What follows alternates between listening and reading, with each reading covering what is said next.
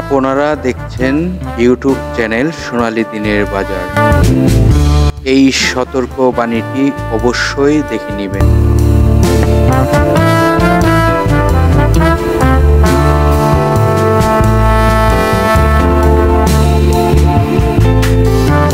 প্রিয় বিনিয়োগকারী ভাই ও বোনেরা, আজকে আপনাদেরকে কিছু তথ্য জানাবো মার্কেটের সার্বিক পরিস্থিতি নিয়ে এবং মার্কেটের ডিএসসি 100 সূচক কোথায় থেকে ঘুরে যেতে পারে। আজকের ভিডিওর শিরোনামটি আপনারা ইতিমধ্যেই ফলো করেছেন। সত্যি কি মার্কেট এই পয়েন্ট থেকে ঘুরে যাবে, জানবো আজ। তো আজকে কোথায় থেকে মার্কেট ঘুরে যাওয়ার সম্ভাবনা রয়েছে সেই বিষয়টি আপনাদেরকে ক্লিয়ারভাবে বোঝাবো এবং আজকে সর্বপ্রথম জানাবো মার্কেটের গতকালকে ঘটে যাওয়া ঘটনাগুলো নিয়ে। আপনারা জানেন গতকালকে মার্কেটের 44 পয়েন্টের মতন মাইনাস হয়েছে ডিএসসি 100 সূচক এবং লেনদেনের গতিটি 366 কোটি টাকা প্লাস লেনদেন হয়েছে। আমরা যদি দর বাড়ার তালিকায় দেখি মাত্র 53টি কোম্পানি, যেটি আমরা আশার আলো দেখতেই পারি না।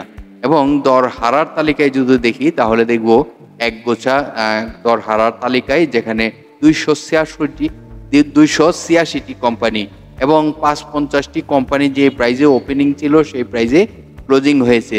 আমরা যদি দেখি সেক্টরের মধ্যে কোন সেক্টরগুলো শেয়ার কিছুটা ভালো ছিল, যেহেতু জানেন 53টি কোম্পানি দর বাড়ার তালিকায় ছিল, সেখানে জেনারেল ইন্স্যুরেন্স সেক্টরের অল্প কিছু স্টক এবং ব্যাংক সেক্টরের অল্প কিছু স্টক, ইঞ্জিনিয়ারিং সেক্টরের অল্প কিছু স্টক এবং টেক্সটাইল সেক্টরের সামথিং কিছু স্টক, এরকমভাবে কয়েকটি সেক্টরের কিছু স্টক 53টি কোম্পানি অবস্থান ভালো ছিল। এখন আমরা জানবো মার্কেট ডিএসসি 100 সূচক কোথায় থেকে ঘুরে যাওয়ার সম্ভাবনা রয়েছে। দেখুন, ডিএসসি 100 সূচক নিয়ে আপনাদেরকে পূর্বে একটি সতর্ক বার্তা দিয়েছিলাম, যেন এই যে সতর্ক বার্তাটি রিসেন্টলি দিয়েছিলাম, যেন আপনারা অবশ্যই সচেতন থাকেন।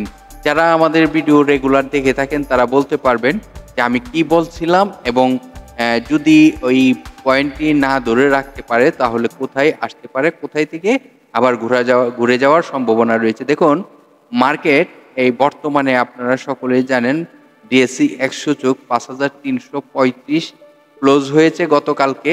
এবং মার্কেট যদি ঘোরার যে দেখুন, এটি কিন্তু সবসময় হয়ে থাকে, একটি কারেকশন হয়, যে কারেকশনটি থেকে আবার ঘুরে যাওয়ার সম্ভাবনা থাকে।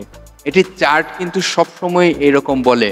আর এই সুযোগটাই কিন্তু যারা ধরেন সুবিধাবাদী বিনিয়োগকারী রয়েছে, সুবিধাবাদী ইনভেস্টর রয়েছে, তারা কিন্তু তখনই এই সুবিধাগুলো গ্রহণ করে থাকে।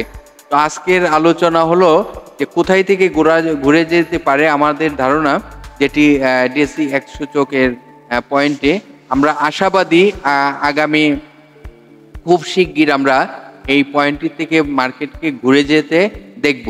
সেটি হলো 5249 থেকে ডিএসসি 100 সূচক 5249 থেকে মার্কেট ঘুরে যাওয়ার সম্ভাবনা রয়েছে। তার আশেপাশে থেকে আশা করি বাজার ঘুরে যাবে।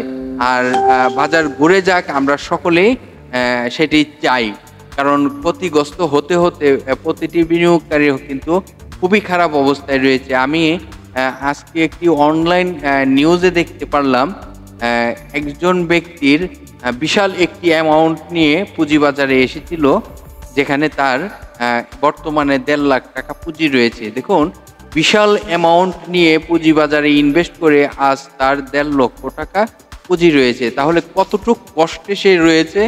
এরকম কিন্তু প্রতিটি বিনিয়োগকারীর অবস্থা সেম, যেটি 99% বিনিয়োগকারী রয়েছে। সাধারণ বিনিয়োগকারীর মধ্যে যদি আমি বলি, সাধারণ বিনিয়োগকারীদের মধ্যে 99% বিনিয়োগকারী সেম ঘটনাতে রয়েছে, সেম তাদের ব্যালেন্সটি নাই হয়ে গেছে। কেন নাই হয়ে গেছে? এই যে কমতে কমতে কমতে কমতে শেয়ারের দাম আজ এত মানে লো প্রাইজে আসছে, সেজন্য কিন্তু তাদের ব্যালেন্সটি এইরকম হয়েছে। তো আমরা চাইবো আমাদের মার্কেটটি স্বাভাবিক হোক এবং মার্কেটের ডিএসসি 100 সূচক, তো স্টকের প্রাইস বাড়লেই ডিএসসি 100 সূচকের প্রাইস আপে যেতে থাকে ডিএসসি 100 সূচক। তো তো আমাদের মার্কেটের আশা করি আমরা রিসেন্টলি এই যে 5249 তার আশেপাশে থেকে মার্কেট আবার ঘুরে যাওয়ার সম্ভাবনা রয়েছে।